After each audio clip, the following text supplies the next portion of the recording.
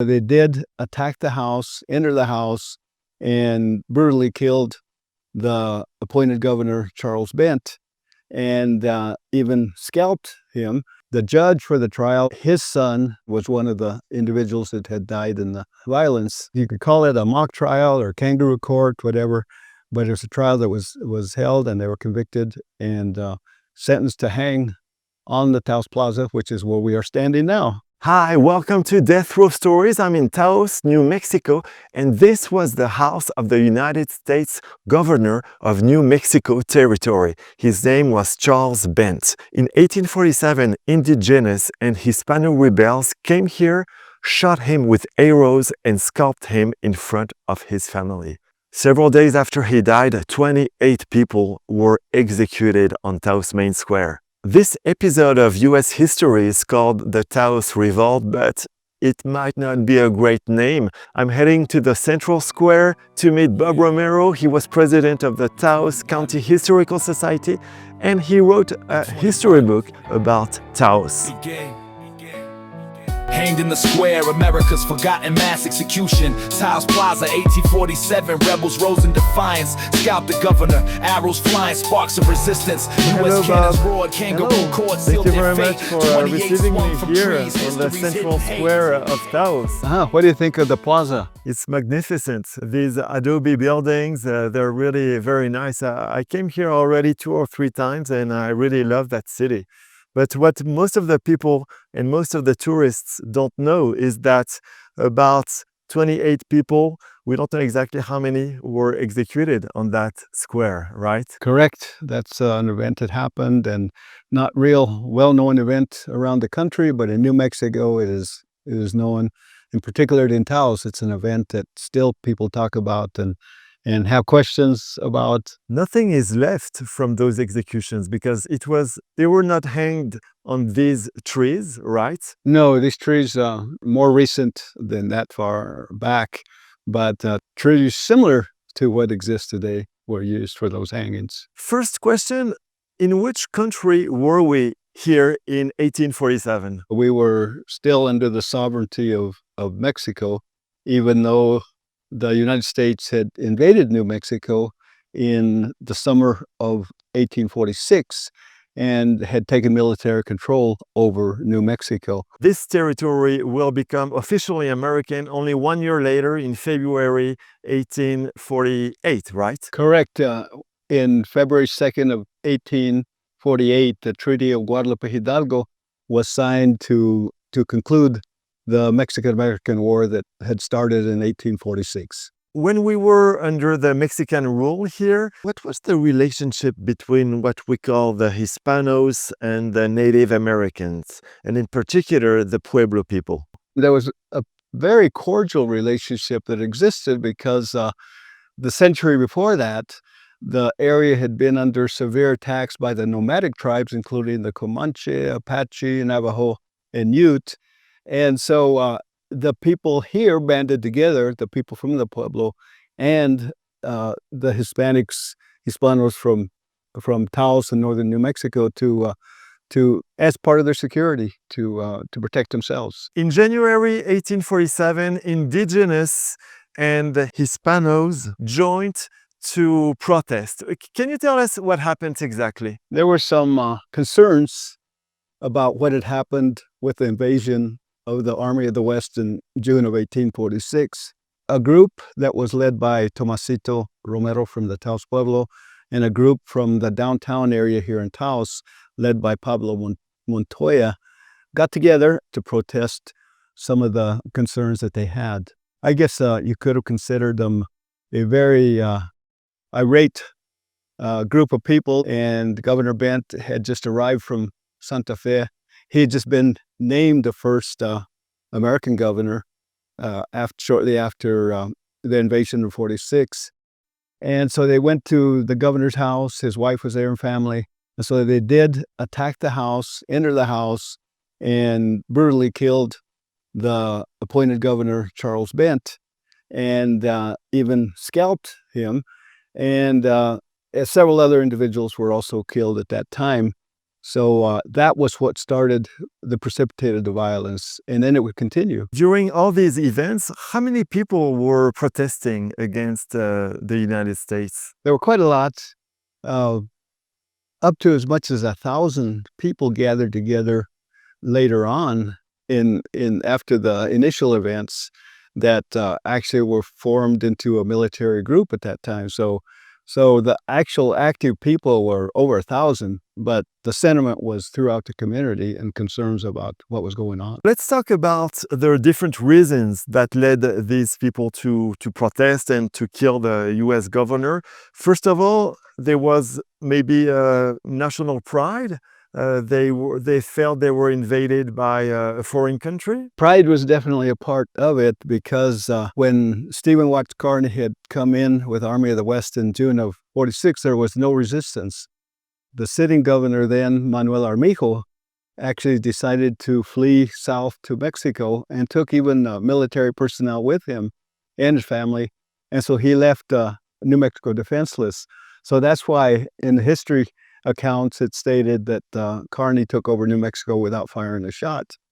But there were sentiments against it and protests, and there were concerns particularly around just general opposition to American occupation, but also there was opposition to a lot of the land grant scheming that was taking place because land grants had been issued by the Spanish government and Mexico since beginning in the 1600s and 1700s. And these land grants were used by the families to work their lands and the livestock communally. And so there were concerns that these lands were being usurped by the newcomers into the area as far back as the Mexican period, not just in the 1840s. So that was one concern. And the second reason or major concern was the bootlegging of alcohol, the Taos whiskey that was taking place at the Turnley Mill particularly. It was a distilled mill alcohol that was being produced out of wheat and corn and then being distributed. And it was impacting the community, particularly at the Taos Pueblo. There was a big concern about that. Why was it a concern for the locals? Well, just the impact on the community of having adverse effects of people drinking the product and causing problems within the community, within the families. And what is the third reason of those riots, protests? The third reason was around the duties and taxes that were being imposed by the Mexican government on products coming into New Mexico.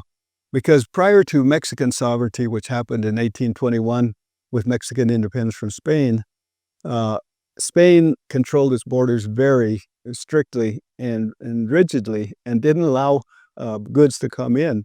But in 1821, two simultaneous events happened. It was the Declaration of Independence, the completion of the independence of Mexico from Spain, and the opening of the Santa Fe Trail.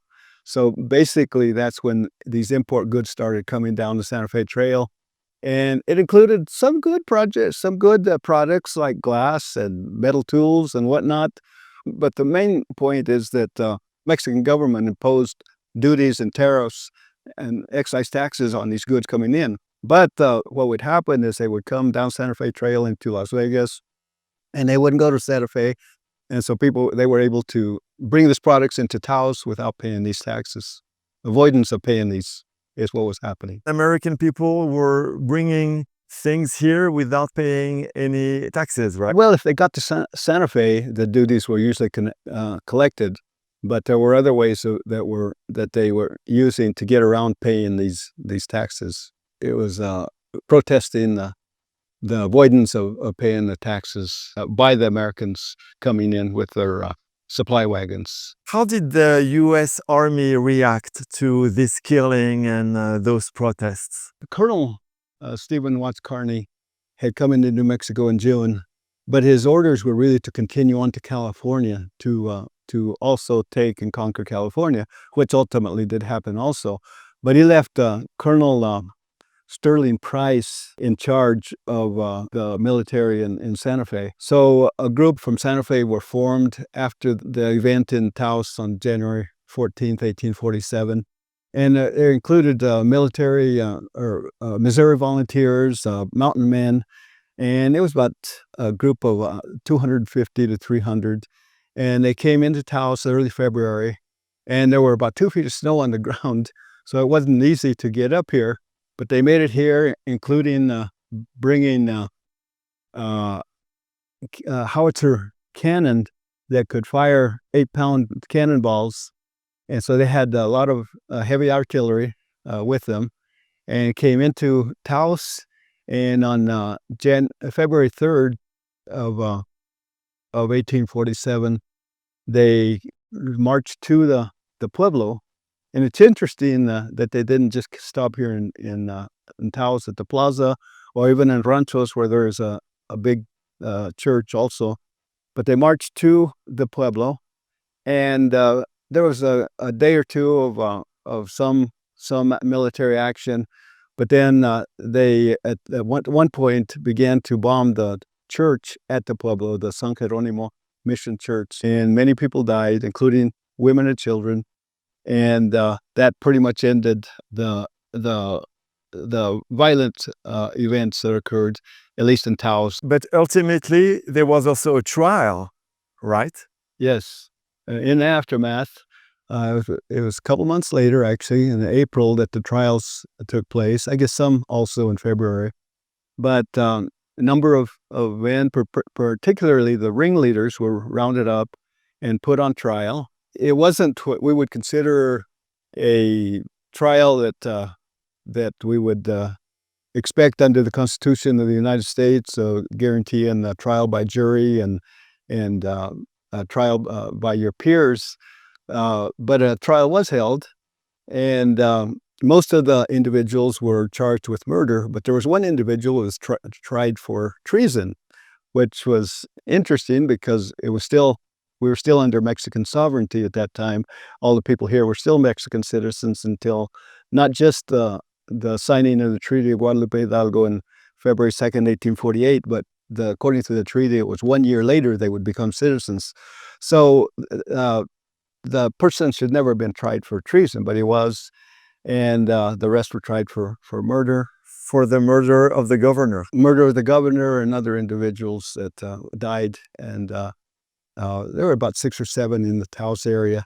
But that's the interesting part too, because the judge for the trial was a man by the name of Charles Carlos Bobian, and his son, Narcisco Bobian, was one of the individuals that had died in the violence. And the foreman for the jury was a man by the name of George Bent, who was brother to the then governor, Charles Bent. You could call it a mock trial or kangaroo court, whatever, but it was a trial that was held, and they were convicted and sentenced to hang on the Taos Plaza, which is where we are standing now. And Montoya was the leader of the Hispano population. Was he executed here? Yes, he would have been one of the individuals, Pablo Montoya, who was executed here on the Taos Plaza in April of 1847. Romero was the leader of the Pueblo people, the indigenous people, and he was not executed here after the trial. He was shot in the prison, right? Tomasito Romero was actually shot right across the street in the jail at that time, before he was even actually tried. But he died. The official account was that he made an attempt to escape and was shot in that effort. Why do you call this event the Taos revolt / resistance?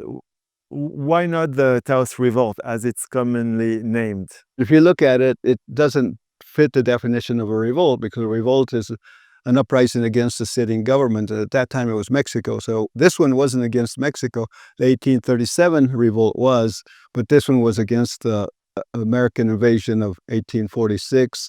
And therefore, people here weren't citizens of the United States yet, and the sovereignty had not changed yet. It would later. Does the local population remember these events today?